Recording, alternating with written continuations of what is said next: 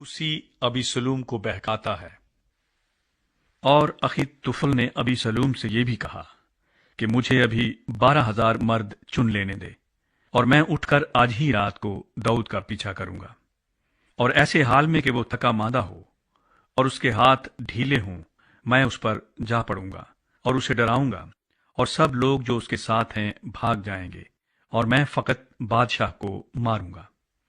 और मैं सब लोगों को तेरे पास लौटा लाऊंगा।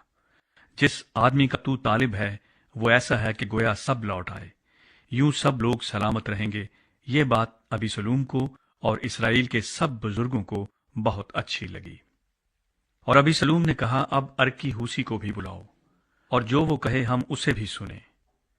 जब हूसी अबीसलूम के पास आया तो अबीसलूम ने उससे कहा कि अखीतुफल ने तो ये कहा है, क्या हम उसके कहने के मुताबिक अमल करें?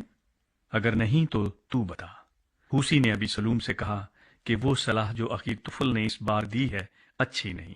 मां सिवा इसके हूसी ने यह भी कहा कि तू अपने बाप को और उसके आदमियों को जानता है कि वो जबरदस्त लोग हैं, और वो अपने दिल ही दिल में उस रीछनी की मानिंद जिसके बच्चे जंगल में छिन गए हों झल्ला रहे होंगे। और तेरा बाप जंगी मर्द है और वो लोगों के साथ नहीं ठहरेगा।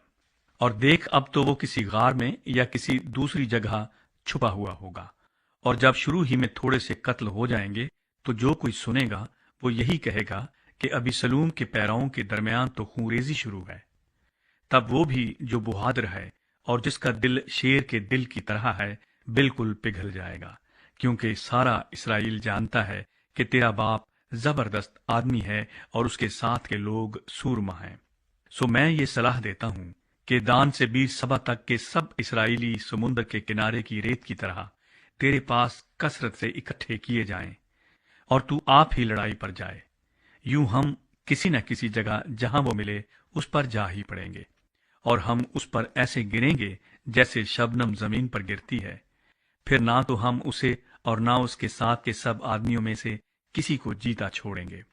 मां सिवा इसके अगर वो किसी शहर में घुसा हुआ होगा तो सब इसराइली उस शहर के पास रस्सियां ले आएंगे, और हम उसको खींचकर दरिया में कर देंगे, यहां तक कि उसका एक छोटा सा पत्थर भी वहां नहीं मिलेगा।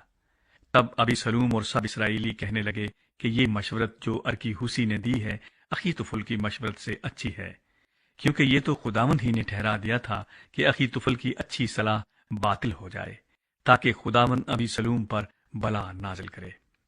दाऊद को खतरे से आगाह किया जाता है और वो बच निकलता है।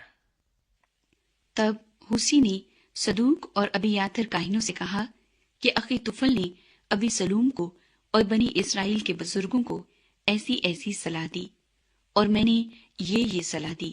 सो अब जल्द दाऊद के पास कहला भेजो कि आज रात को दश्त के घाटों पर ना ठहर, बल्कि जिस तरह हो सके पार उतर जा, ता ऐसा न हो कि बादशाह और सब लोग जो उसके साथ हैं निगल लिए जाएं।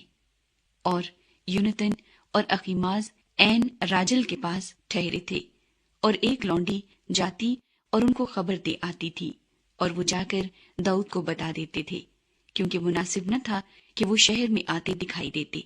लेकिन एक छोकरे ने उनको देख लिया और अबीसलूम को खबर दी, पर वो दोनों जल्दी करके निकल गए और बहरीम में एक शख्स के घर गए जिसके सहन में एक कुआं था। सो वो उसमें उतर गए, और उसकी औरत ने पर्दा लेकर कुएं के मुंह पर बिछाया और उस पर दला हुआ अनाज फैला दिया, और कुछ मालूम नहीं होता था। और अबीसलूम के खादिम उस घर पर उस औरत के पास आए और पूछा कि अखीमास और योनतन कहाँ हैं। उस औरत ने उनसे कहा, वो नाले के पार गए। और जब उन्होंने उनको ढूंढा और ना पाया तो यरूशलेम को लौट गए। और ऐसा हुआ कि जब ये चले गए तो वो कुएं से निकले और जाकर दाऊद बादशाह को खबर दी, और वो दाऊद से कहने लगे कि उठो और दरिया पार हो जाओ, क्योंकि अखीतुफल ने तुम्हारे खिलाफ ऐसी ऐसी सलाह दी है। तब दाऊद और सब लोग जो उसके साथ थे उठे और यरदन के पार गए, और सुबह की रोशनी तक उनमें से एक भी ऐसा न था जो यरदन के पार ना हो गया हो। जब अखीतुफल ने देखा कि उसकी मशवरत पर अमल नहीं किया गया तो उसने اپنے گدھے پر زین کسا اور اٹھ کر اپنے شہر کو اپنے گھر گیا اور اپنے گھرانے کا بندوبست کر کے اپنے کو پھانسی دی اور مر گیا اور اپنے باپ کی قبر میں دفن ہوا۔